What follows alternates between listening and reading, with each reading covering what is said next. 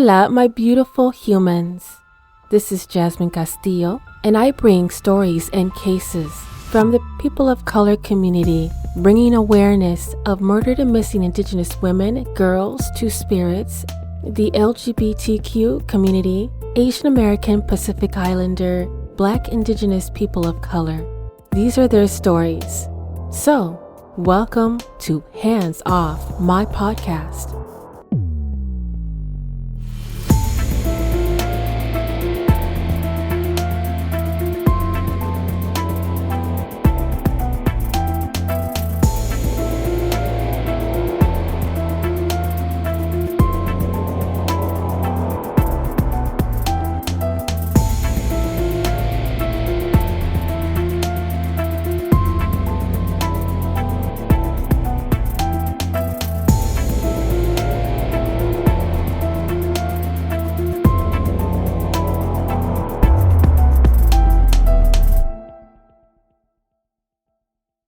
I wanted to kick off May a little bit early because May is Asian American Pacific Islander Awareness Month, and May 5th is Missing and Murdered Indigenous Person Awareness Day. Missing and Murdered Indigenous People, or MMIP, are often underreported, and due to data deserts of information, it can be hard to find details of these cases. In fact, Indigenous women face murder rates that are more than 10 times the national average. We want to promote these cases to a larger public with hopes to uncover answers and draw attention to a vulnerable population that has an unproportionate amount of unsolved cold cases.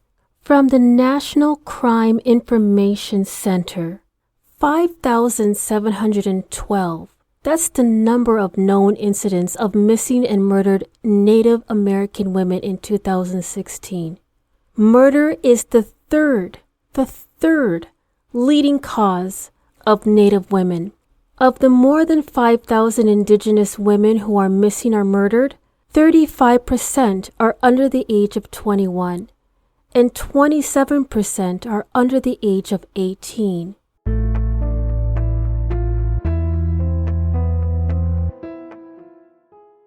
I wanted to give a shout out for the case and story suggestion by Sydney from Speak Her Truth True Crime off of Twitter.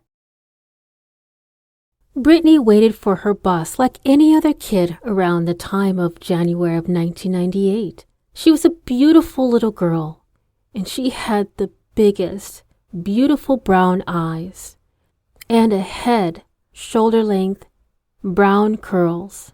Brittany was a 5-year-old girl that loved the everyday things of life. This is Brittany's story.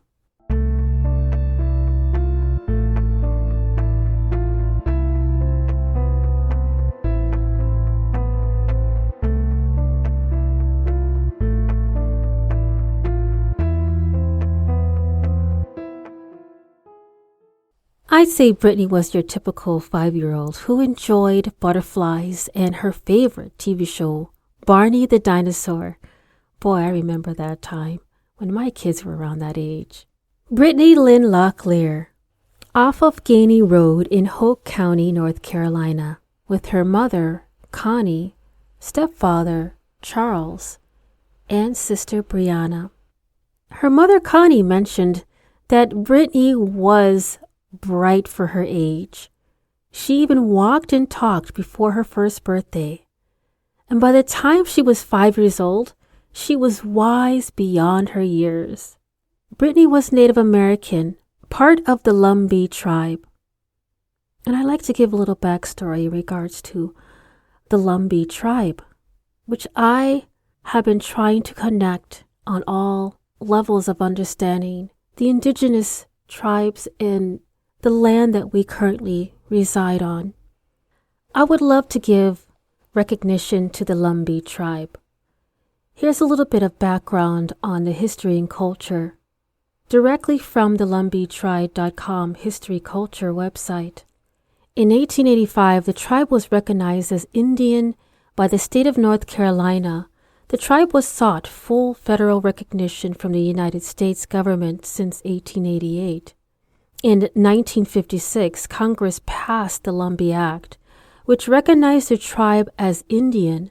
However, unfortunately, like the U.S., and there are many recognitions or non-recognitions of tribes, the act withheld the full benefits of federal recognition from the tribe. Efforts are currently underway to pass this federal legislation that grants full recognition to the Lumbee tribe of North Carolina.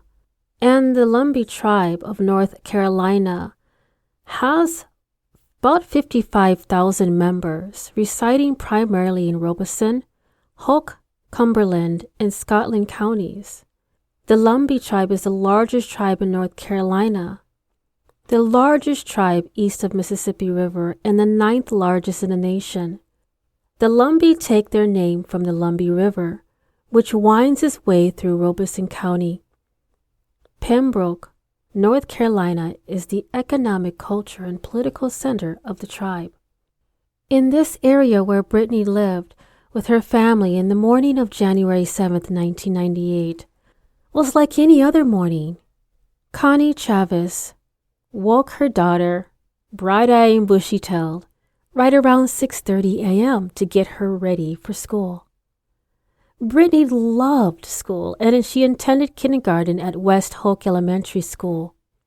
Of course, during this time, there was a little bit of chilliness in the air, but Connie knew that it would be warming up in the middle of the day. So just to have her prepared for the morning was a little light jacket that she'd like to have her wear. Would look like kind of like a Red Riding Hood. Connie decided to dress Brittany warmly with a green denim overalls and green and white socks with green and pink tennis shoes. And of course, a little green hair tie to match her outfit. To make their way to the bus stop, which is about 200 yards from the front of the house. And she didn't want to forget about her purple butterfly backpack. The two headed out in the brisk January weather to the bus stop. Connie had Brianna on her hip, and of course, as mothers are, they're constantly focused on making sure their children are ready out of bed with everything from warm clothes to a full tummy for the day. That we sometimes we do forget that we need to also take care of our needs. There's a time that we completely forget about our own urgencies, and a sudden urge to go to the bathroom had overcame Connie, and she wasn't aware that the school bus was running late that morning, but of course, the bus is supposed to be arriving around 7 o'clock. So instead of holding it, which is what we tell our kids not to do, she made a split decision to run the 200 yards back to their home and use the bathroom. Now only a few minutes have gone by. Once she got done relieving herself, she quickly peeked out the window to make sure that Brittany did grab the bus on time. But what she didn't know is that the bus was actually running late that morning. There was a frantic knock at the door. It was her neighbor, Rose Johnson. She was out of breath and struggling to speak, struggling for her words to come out, to tell Connie that she just witnessed someone abducting Brittany.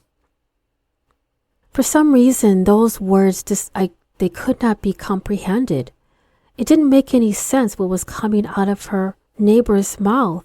Brittany abducted? Johnson and her husband witnessed a brown pickup truck come flying around the corner towards Brittany. Stops seemed to have swooped down to pick something up, put it in the truck, and peeled off as fast as they could. Now Connie was a little bit confused because her neighbor was mistaken. It had to be. This was a small community, and none of those types of things happen in a neighborhood like this.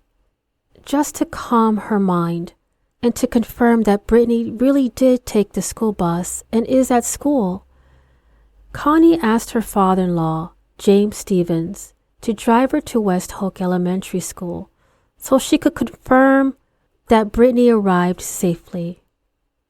But unfortunately, that was quick-lived. Brittany did not arrive at school that day, and the horrified realization that her daughter may indeed have been abducted. Connie made the frantic call to police to report her missing. Her voice over the phone must have provided such a strong conviction to the Cook County Sheriff's Department that they quickly gathered the available officers on the scene immediately, roadblocking around the family home, creating a perimeter where officers stopped and interviewed every vehicle traveling along the remote Gainey Road. Even interviews with all the neighbors were conducted, including Rose Johnson, the neighbor who reportedly witnessed the abduction, as well as several other children that also witnessed this kidnapping, about 600 meters from where Brittany stood. The majority of the reports of the witness, they cited that this was a brown pickup truck driven by a white man or a light-skinned Native American. And unfortunately, the speculations of other reports that this wasn't a brown truck but a blue truck. But throughout my research and articles, it was confirmed to be strongly that it was identified as a brown pickup truck driven by a white man or a light-skinned indigenous person or a light-skinned black man. An immediate search in the area was underway, with officers joining forces with family and friends. Less than 2 hours from the abduction of Brittany, there was a big break in the case. 9 a.m., Brittany's clothes and backpack were found on a dirt road just 2 miles away. Finding Brittany's clothes immediately made law enforcement verify that this gives a slim chance to find Brittany alive. Brittany's clothes and purple butterfly backpack was located right off the street called Three Guys Loop. Brittany's family prayed for her safe return. Her pair of green overalls and pair of green and pink tennis shoes were the items that were confirmed to belong to Brittany. This search for Brittany spread like wildfire in the neighborhood. Neighbors and friends turned out in droves to offer their support early afternoon. Approximately 500 family members and friends and local residents, as well as soldiers from the Army Fort Bragg, joined the search for the missing Brittany with Sheriff Hood, who was overwhelmed by the response from the community. Sheriff Hood had identified that his resources were short and limited because he only had 3 full-time officers available. And during this time of Brittany's abduction, the Amber Alert was in its infancy in 1998. It did not exist in North Carolina until 2003, which is 5 years after Brittany's abduction. So during that time, it was considered a bolo, be on a lookout. So through the rough terrain, they made their way through the prickly bush and made sure that there was no evidence, no matter how small, overlooked. And from the air, highway patrol helicopters with infrared technology. Unfortunately, the weather began to hinder and ended its small community search as well. They made the painful decision to call off the search until the following day. Connie, Charles, and Brianna held their breath. Connie was heartbroken and even told the reporters that, quote, she was scared someone had killed her. You always hear it on the news and you never think it'll hit home, but it has, end quote. And she began to plead with the person responsible to please bring her baby home. Investigators had spent most of Wednesday looking into the family's background, searching for anyone who may have had a motive to take Brittany. Almost from the get-go, there seemed to have been a grudge against the family's biological father, who was absent since Brittany's birth. However, he was thoroughly investigated and interviewed at length by SBI, State Bureau of Investigation agents, and he was quickly ruled out. And as the sun rose the next day, on Thursday, January 8, 1998, the search party commenced, as they wanted to cover as much ground as possible, because time was racing against the chance of finding Brittany alive. It's a crucial first 48 hours. They went through ponds and swamps. Even the Hoke County Sheriff Wayne Byrd was issuing a warning to the public out of desperation, giving information that would made possibly be a not so good decision making on his end. That anyone with a brown truck would be stopped and questioned.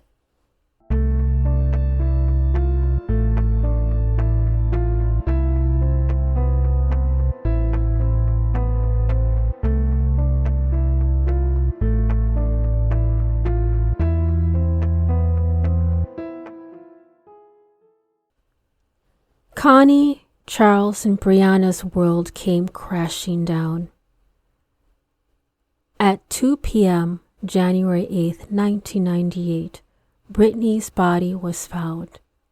Her body was found in a roadside ditch, and Brittany's autopsy revealed possible sexual assault and drowning as her cause of death. This beautiful child, her body was thrown in a roadside ditch like trash. My heart breaks. As the time starts ticking by, residents from across the region flooded the office with tips. This is something that Sheriff Wayne Byrd was not prepared for. It was estimated between 1,600 to 1,700 tips came flooding in.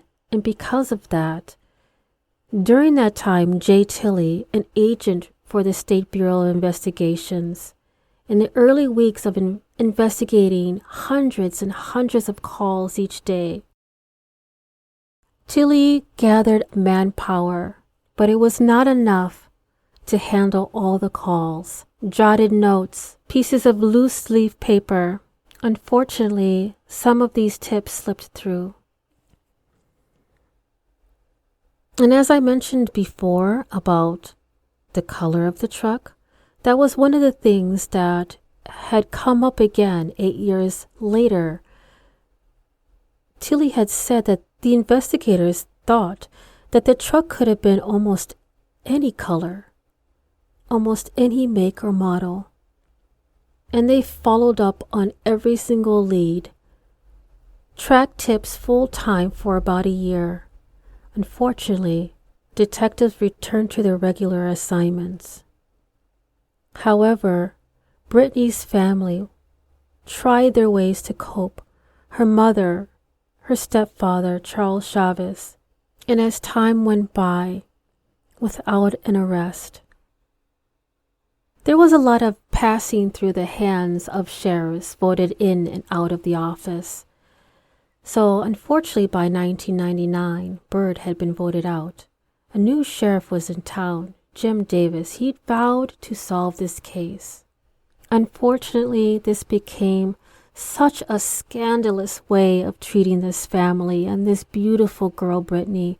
They used her story to get votes in their campaign. Unspeakable what people can do to a grieving family. It's just beyond me, beyond my understanding on why they would do such a thing. But unfortunately, it was a publicity stunt, and they dragged this beautiful girl's name and her family just to get their votes. And also, this same sheriff tried to intimidate Charles' father, James, into confessing to Brittany's death. Unspeakable. This Jim Davis showed photographs of Brittany's half-naked body to Charles' father, James Candy Rose Stevens. This did not budge. He did not waver. So in 2002, an election year for sheriff in Hoke County, Davis called a news conference to talk about Brittany's death. However, again, a publicity stunt. He had no information. And when Connie Locklear-Chavis got wind of this conference, her and her cousin angrily accused the sheriff of using Brittany's death to help his campaign. And of course, I side with Connie. I would be fuming. It's appalling. Now, if you know anything about sheriffs run 4 years until they're up for re-election. Hoke County went through 3 sheriffs within a 3-year period. Fortunately, in 2001, Hoke County voters elected for Hubert Peterkin to replace Davis. And so when he came on as the 3rd sheriff, he was the one who actually dedicated himself to investigate Brittany's death. And to this day, Peterkin and Connie's family have a good standing and keeps in communication with the goings-on the investigation of Brittany Lynn Locklear. There was a handful of possibilities of them finding and convicting someone of or at least being involved in the abduction and murder of Brittany, but none of those stuck throughout the years. One of them particularly did, and that was in 2002, investigators thought that they had a break in the case. And this was less than a year into Peterkin's term. Carthage police in August of 2002 arrested a Fort Bragg firefighter. The firefighter in question? Keith Lundry, in a bank robbery, of all things. The firefighters who went through his locker found a photograph, like some type of newspaper clippings of Brittany. This is almost 5 years after Brittany's abduction and murder. And of course, the family, the media, the public, they wanted to know what kind of photograph this was. And why did this firefighter have it? Was he involved? Is this finally over? The search finally over?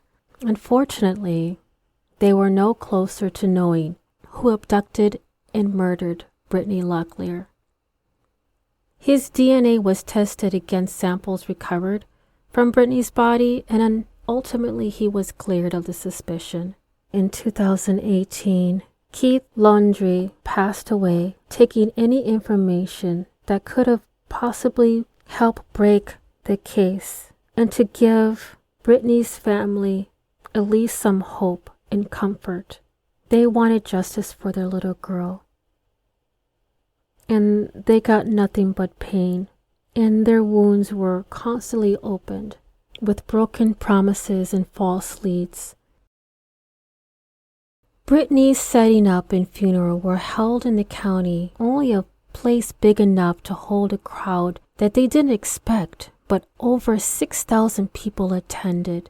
At the J.W.H. Arlington School, they came to honor her, mourn her.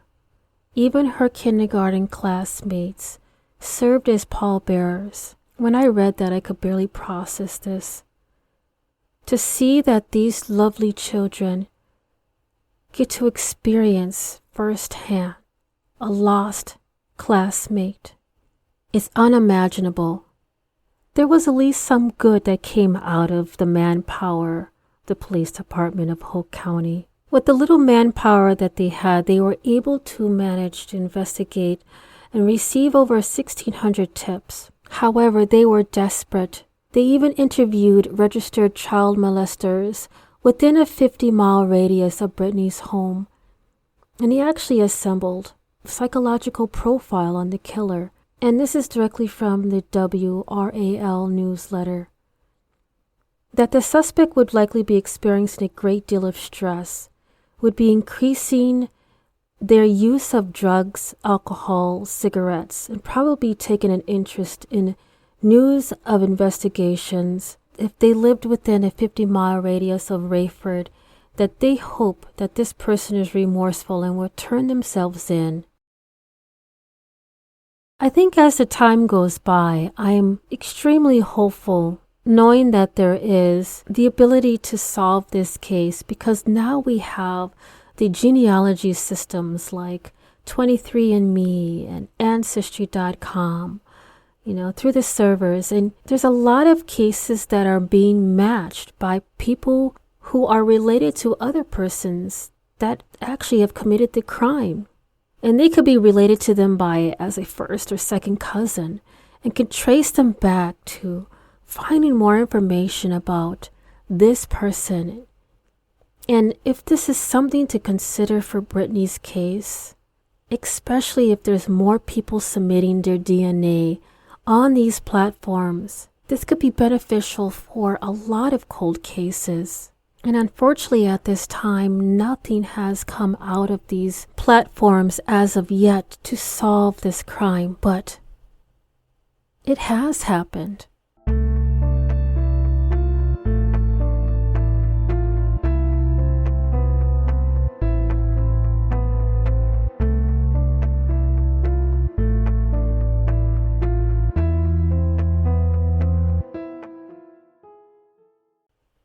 There is a $20,000 reward for information leading to the conviction of Brittany Lynn Locklear's killer.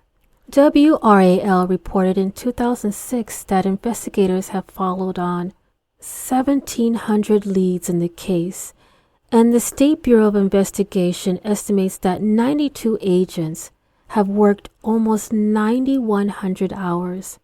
And thankfully, because Connie has a good relations in communication with the 3rd Sheriff of Hoke County, Peterkin, there might be a chance that we'll find a lead, especially for Connie and Brianna, because Brianna's childhood was deeply impacted by the death of her sister, and she was only 18 months old at this time. And even Connie had mentioned that she wasn't even allowed to ride the bus until she was in high school, that she even kept Brianna out of kindergarten until her last 2 weeks of school because she was so afraid that this was going to happen to her. Being at the time that her sister had been killed in such a tragic way, Brianna, I see you, and remember you are loved. Brianna wants to remind us that the case is still open and will remain open until there is justice for Brittany. It has been 24 years. If you see something, say something. Again, there is a $20,000 reward for information leading to the arrest and conviction of the person responsible for the abduction and murder of Brittany Lynn Locklear. If you or someone you know has information regarding Brittany's case, please reach out to the North Carolina State Bureau of Investigations at 800-334-3000. I will have this also underneath the show notes.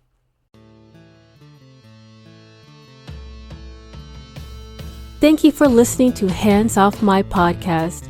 If you are enjoying the podcast and you'd like to support the mission, I do have a Patreon membership that will help the cause and bring more detail on cases and stories from the people of color community. If you yourself has a lost loved one or a story suggestion, please don't hesitate to contact me at email handsoffmypodcast@gmail.com. And if you are only able to support in another way, please give this podcast a 5-star rating on Apple or Spotify and continue to listen to upcoming episodes every Thursday, wherever you listen to your podcast. Dios te bendiga.